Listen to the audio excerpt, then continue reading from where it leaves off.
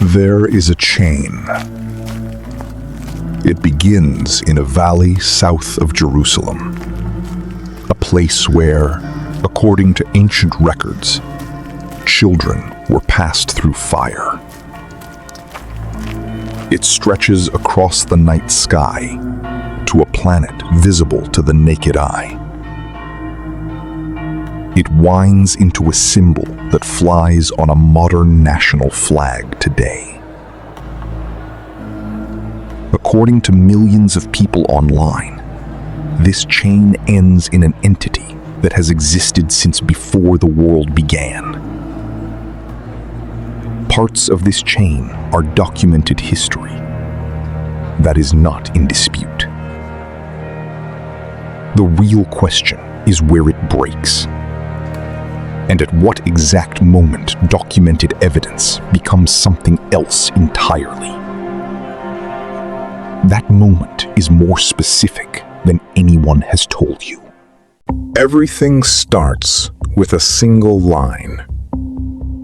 Amos 5:26. Amos was not a high priest or a royal scribe. He was a shepherd from Tekoa.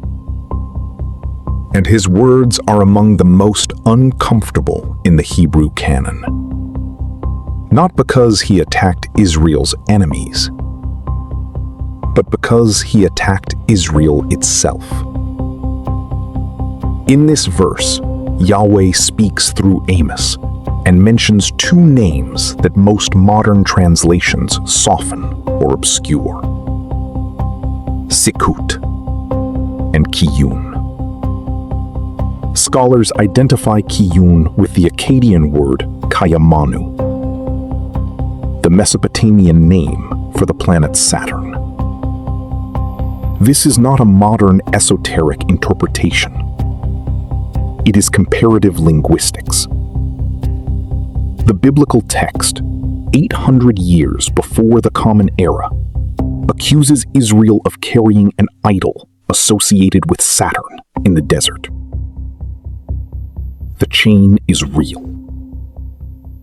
Up to this point. Centuries later, a man named Stephen is facing execution for blasphemy. In his final defense before the Sanhedrin, he cites Amos directly. But he uses the Greek translation, the Septuagint, where Kiyyun becomes Raphan. Acts 7:43.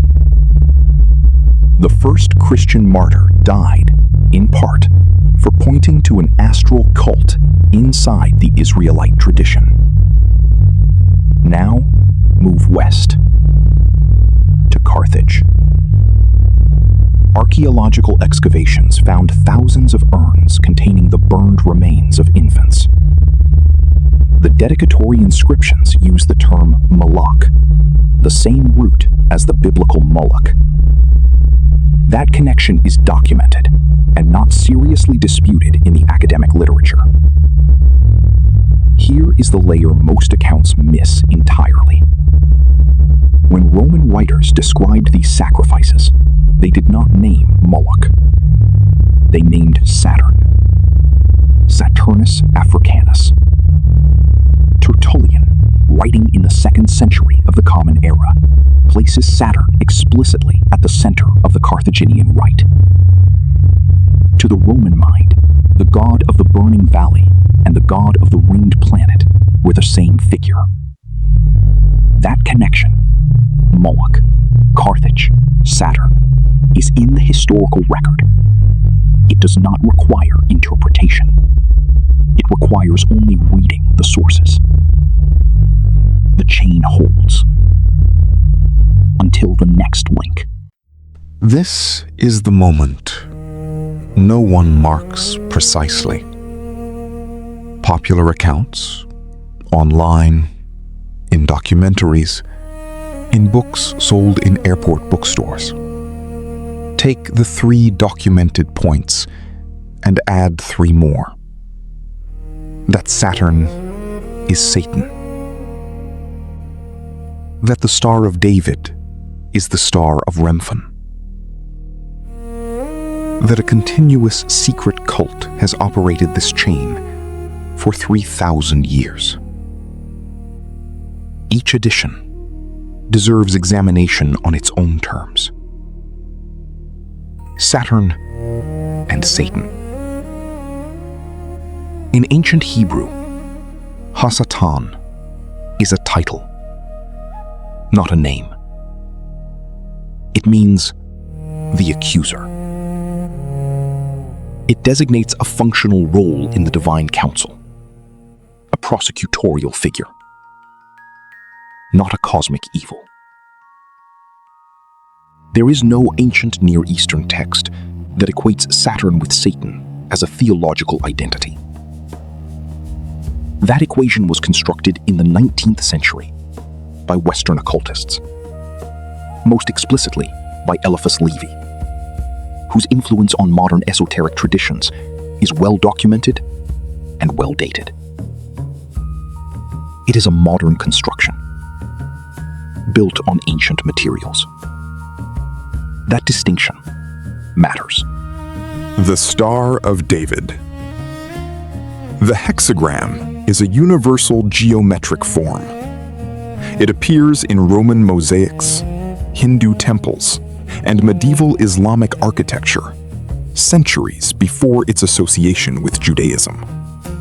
Its formal adoption as a symbol of Jewish identity solidified between the 17th and 19th centuries, a process documented by historian Gershom Scholem in work that remains the academic standard on the subject.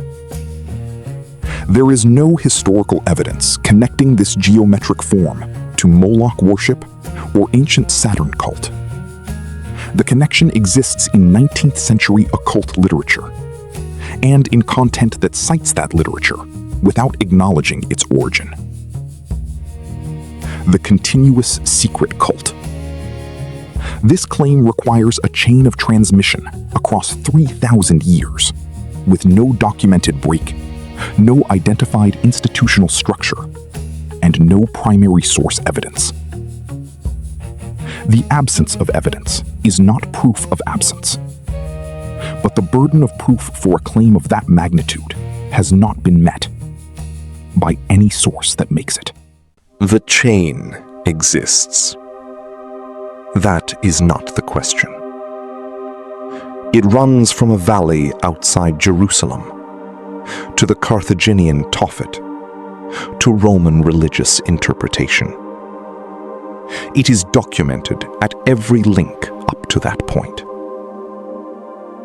And then, in the 19th century, someone extended it. Not with new evidence, with new interpretation. The extension is not history. It is a construction built on top of history, using the credibility of the documented portion to carry the weight of the undocumented portion. Knowing where one ends and the other begins is not a minor distinction. It is the only distinction that matters. The valley was real. The fires were real. What people made of it across 3,000 years, that is a different kind of evidence entirely. If this is the kind of history you want to keep following, subscribe. The next episode goes further into the valley. Literally. The documented chain ends in the 19th century. But the ancient practice it was built on is real. Which part of that troubles you more? And why?